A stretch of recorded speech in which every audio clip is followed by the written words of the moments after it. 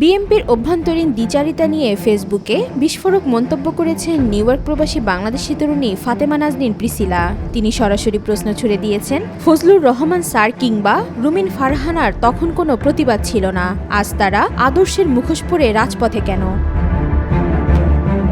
অতীতের কথা মনে করিয়ে দিয়ে প্রিসিলা বলেন, আপনাদের মনে আছে তো বেগম খালেদা জিয়াকে তার নিজের বাসভবন থেকে বের করে দেওয়ার সেই নির্মম দিনটি। বাড়িটিও গুড়িয়ে দেওয়া হয়েছিল রাষ্ট্রের সহায়তায়। তারপর টেলিভিশনের পর্দায় প্রচার হলো, ঘরে নাকি পাওয়া গেছে মদের বোতল। বাংলাদেশের একজন সাবেক প্রধানমন্ত্রীকে নিয়ে এমন অপমানজনক নাটক হয়েছিল রাষ্ট্রীয় প্রচারযন্ত্র ব্যবহার করে।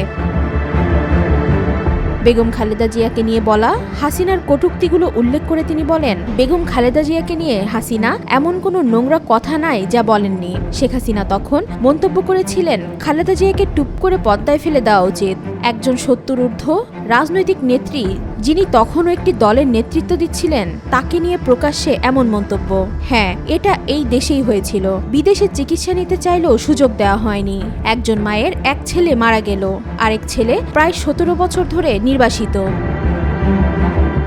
প্রিসিলা প্রশ্ন করেন, জিজ্ঞেস করি আপনাদের, যদি সেই প্রধানমন্ত্রী আরও ৫-১০ বছর ক্ষমতায় থাকতেন তাহলে কি হতো বেগম খালেদা জিয়ার ভাগ্যে? তারেক রহমানকে কি আমরা এমন মুক্ত দেখতে পেতাম?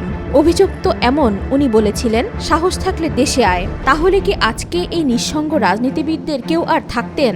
তখন কিন্তু অনেকেই নিশ্চুপ ছিলেন।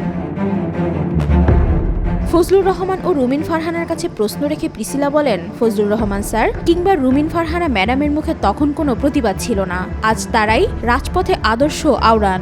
আজও তারা চুপ। খালেদা জিয়ার বাসভবন ভাঙা নিয়ে, তার চিকিৎসা নিয়ে, অপমানজনক রাজনৈতিক বক্তব্য নিয়ে, তারেক রহমানের নির্বাসন নিয়ে কিছুই বলেন না। প্রশ্ন করি, এরা কারা? আওয়ামী লীগ না বিএনপি? কার হয়ে কথা বলেন? দলে ঢুকে এরা কার ঘরের চাবি লুকিয়ে রেখেছেন? তাহলে কি জুলাই বিপ্লব ভুল ছিল? এই তরুণরা কি কেবল স্লোগান দিয়ে জীবন দিয়েছিল? মানুষ এত দ্রুত ভুলে যায়? তিনি আরো বলেন, এই দেশটায় শেখ হাসিনা ও আওয়ামী লীগ যদি কিয়ামত পর্যন্ত ক্ষমতায় থাকতেন তাহলে অন্তত কিছু মুখোশ আজ উন্মোচিত হতো, ব্যারিস্টার শাহজাহান উমরের মতো। আর বোঝা যেত কারা আদতে কোন পাড়ায় খেলা করে। ফজলুর রহমান আর রুমিন ফারহানার তো কোনো সমস্যা ছিল না তখন। আজ তারা নিজেদের দায়িত্ব মনে করছেন বিতর্কিত কথা বলে বিএনপিকে বিতর্কিত করার, আর তারেক রহমানের রাজনীতি শেষ করে দেওয়া। সর্বশেষ প্রিসিলা বলেন, জুলাই বিপ্লব কি তাই চেয়েছিল?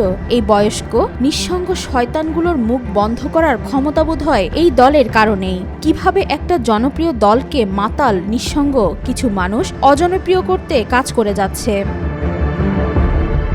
ওয়াহিদা পারভীন ইশিতা, আজকাল।